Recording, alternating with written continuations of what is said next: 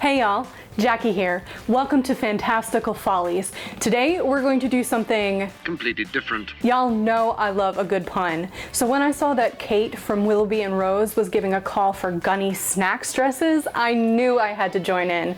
While cottagecore isn't necessarily my aesthetic, crazy prints, especially ones with food, definitely are. And I need some clothes in my closet that actually fit me right now. A few of my fellow costubers have already made some awesome Gunne Sax dresses. I've made a playlist, and after you finish watching my video, you should go check out the others. Everything that's been made so far is awesome. I'll continue to curate the playlist, and if I've missed any, please make sure you tag me somewhere and I will make sure I add it to the list. I wasn't actually aware of what Gunne Sax dresses were until I started doing research for this project. I'd heard the term and seen the dresses, but not really made the connection. In short, Gunne Sax dresses were popular in the 70s and 80s and are basically just cottagecore, peasanty, Edwardian-y fluff things. My mom said they used to call them prairie dresses, which makes total sense. So I started looking at fabric, and while in retrospect I should have gone for a cheese print, I immediately went for tacos because they're my favorite food group. And then I found this. Yes, your eyes are not playing tricks. Those are tacos that are also dinosaurs. Decision made. Okay, since I'm really supposed to be working on my pannier right now and not doing a distraction project, I decided to lay down some ground rules for my Gunne Sax dress. 1. I can only purchase the fabric. Anything else must already be in my stash because I am appalled that quilting cotton is going for $9 a yard at Joann's right now. On sale. What the actual? 2, it needs to be at least somewhat adjustable both up and down to account for changing bodies. 3, I need to be able to make the entire thing in a day or a weekend tops. 4, I need to waste as little fabric as possible. I don't want to add anything to my stash. 5, the video needs to be at or around 10 minutes because legit, I need to be working on other more important things right now. So with that in mind, let's talk about the design. Oh, and stay tuned for the reveal. I had way too much fun with it. I have this old pattern I used to make a bloody nurse dress from Skyrim for a friend of mine. It's perfect for this project and was already cut out in the size I needed, but I'm going to make a couple of adjustments. First, I'm going to make it a maxi dress because I live in cotton maxi dresses in the summer. I'm going to make it sleeveless. Then I'll take the idea of the fake lacing on the front and make it real lacing with a modesty panel in the center to make the bodice adjustable. Finally, I'll add a bottom ruffle and some trim in the center front and on said ruffle to give it that Gunne Sax look.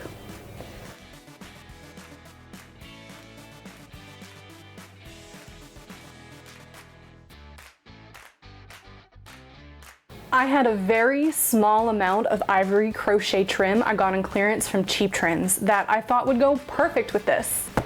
I think I might have enough. First order of business was to cut out a bodice mock-up. I'm using some black poly cotton blend I had lying around. If this mock-up works well, I'll use it to line the bodice instead of self-lining it with dino fabric. Don't forget about the bands there, Jax. Off camera, I made 2 lacing strips and used some green embroidery floss I had in my stash to make the eyelets. Yes, I handworked the eyelets. No, I don't regret it. Then I basted the strips onto the mock-up and tried it on. Folks, after a whole year of almost exclusively historical makes, I'd forgotten just how much ease is in modern day patterns. Originally, I tried to cut the center back in one piece, but I forgot about seam allowance, and when I put it on, it was huge, so I went ahead and cut it down the center. It was at this point that I realized there was no way I was going to get this thing on with a fitted band without a zipper. I hate putting zippers in so much. Worse, luck would have it, I found a black invisible zipper lying around in about 30 seconds. That never happens. Then, just for shits and giggles, I decided to pin on the band and see if I could get it on. And guess what? I could just. Ha ha ha! Sayonara zipper! And then it was a quick trip to the dye bath for my trim. I'm using Dharma Trading's fiber reactive dye in Scarlet. I do a lot of dyeing and plan to do a video on the 3 most common tights and their uses at some point in the future, so y'all have that to look forward to. Time to cut out the fabric. Oops, I need to have 2 of those. Oh well, I'll piece it later. I extended the skirt pattern down to make it a maxi. I placed both front and back panels as close as I possibly could, and then I'll use the remainder to make the ruffle as roughly as possible. Yes, I'm piecing that edge. New habits die hard, okay? Speaking of piecing, here we go with the pockets. One side looks fairly normal, but the other half is full-on Frankenstein. It's pronounced Frankenstein. Then I sewed the pockets onto the skirt. I've shown this technique a million times, so let's move on. I ended up with a ruffle ratio of about 1.5 cut in 3 pieces. I serged the edges together and pressed the seams open. I sewed on my wheel pieces and serged all the edges of the skirts, ruffles, and pockets. Then I ran 2 sets of running stitches along the top of the ruffle. I did this off camera mostly because I'm supposed to be working on my pannier and I'm frustrated with it, sulking, and need music. And since I film mostly on my phone, I can't do both at once. Then I realized most of the stuff I'm listening to right now I can listen to on vinyl, the way it's meant to be heard. Come off it, task in its entirety, with the pauses, as Lindsay Buckingham intended it to be heard. Anyway, I pulled up the basting stitches, pinned it to the bottom of the skirt, and sewed on that bad boy. Then I ironed the seam down toward the ruffle, pinned on the bottom trim, and sewed it on. Now, I know doing the skirt first was a strange order of operations, but I'm assembling this dress in the most INTJ way possible, which means that I'm trying to accomplish the most while doing the absolute least. So I've forgotten the instructions completely, and I'm putting this together in a much more unorthodox but efficient way. Here's the one modification I've made. I took in the top center back edge by 1/2 inch to make up for my narrow shoulders. To assemble the bodice, I pinned the bodice side backs to bodice backs and sewed. Wash, rinse, and repeat for the front. Does anyone really shampoo their hair twice? Why the heck would anyone do that? Then I pinned front, back, and sewed. I also sewed the modesty panel together with its lining, then ironed it and turned it right side out. This is then going to get backstitched to one side of the bodice front, which gives me some leeway with the lacing. We interrupt this regular scheduled programming because I just realized something incredible. Y'all. The spikes in the Stegosaurus's back are nacho chips. Then it was time to pin the trim to the bodice side seam. I'm putting my pins sideways to spread the crochet trim out so it covers the flaws in the fabric, which I didn't see until I had the damn thing assembled. Not happy. I turned in the center front about 2 inches on each side and prepped for the lacing strips. I want this excess fabric in case I ever need to make this larger. Then I did the same to the lining and pinned it all together for sewing. This is where I really start to stray from the directions. I'm going to sew the majority of the bodice seams, but I'm not going to attach the shoulders and I'm not going to sew the center fronts. The shoulder seams will be done last because commercial patterns always have effed up arm size and straps that are too long. The center will get seamed automatically when I sew on the lacing strips. Then I assembled the band pieces together, snipped all my threads and ironed all my seams. I clipped the underarm curves, opened up the seams, then flipped it all out. The front seam got a little wonky by the trim, but I'll hand fix that later. Then I did a final press and the bodice was ready, finally, to add the lacing strips. Please excuse my dirty apron. It's Sunday and therefore I'm cooking at the same time. See, sewing the lacing strips on sewed that center front edge too. That saved me a further 2 seams in the machine. Okay, shit's about to get weird. I matched the side seams of the lining portion of the band. I'm going to fit the band to the widest width of my bodice. This will leave a gap in the center front. I'll then utilize my ties to gather any excess when wearing. This way, if I get wider, I can still get it on over my head. I'm not going to sew the center back seam of the band yet. I'll show you why later. I basted the band and band lining, seamed it, ironed it, and flipped it down. Here's reason number 1 why I left the center back open. I'm going to tuck the trim into the seam to save me from back stitching over that thickness. I still break 2 needles on the second round of trim, but let's not talk about that. Here's reason number 2. I'm making a 1-inch buttonhole on each side of the center back, only on the fashion fabric. These are going to be the exit wounds for my ties. Then it was safe to seam up the center back. Okay, so it's a little ugly on the inside, but oh well, I'm not being precious with this project if you haven't noticed. Now for the most satisfying part, attaching the bodice to the skirt. Like the ruffle, I made 2 sets of running stitches to gather the skirt.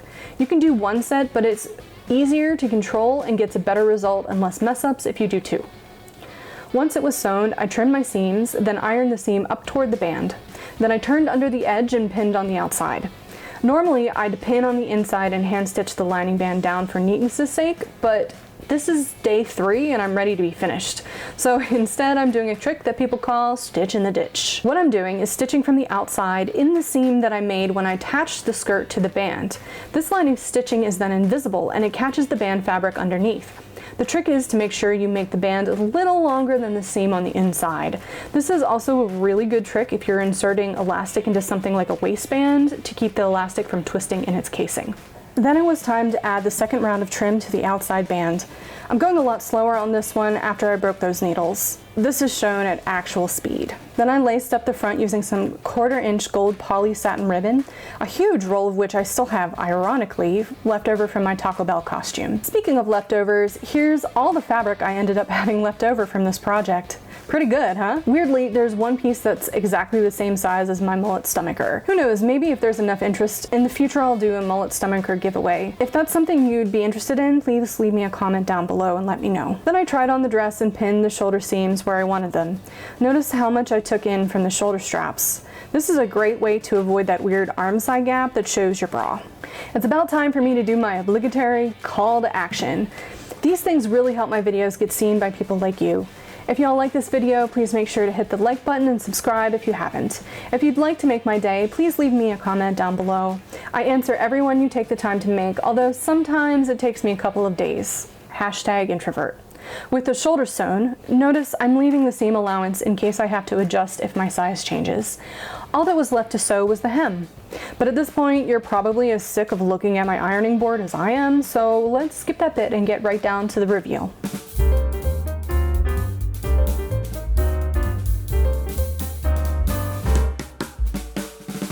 I'm Jungle Jackie Hannah, and today you're never gonna guess what I've got for you. Do you know what she is? She's very rare. She's prehistoric. She's a tacosaurus. There's very few of these left in the wild. This one we picked up as a rescue at the Austin Zoo. Look at that! Look at that! Do you know why she's doing that? You'll never guess in a million years. It's because she's got a new dress and she's showing it off.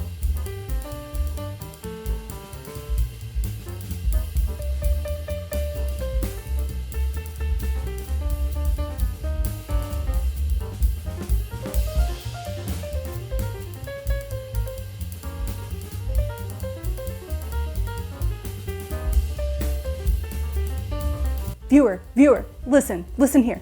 Hey, can we get the tacos out? Somebody get the tacos out. Do you know what these are? You'll never guess. I know what those are. They're tacos. That's right, they're tacos. The tacosaurus is the taco's only natural predator. Look at this. Look at this, you gotta see it. She spotted them. This is what they're known for, the taco dance. There she goes. Ugh.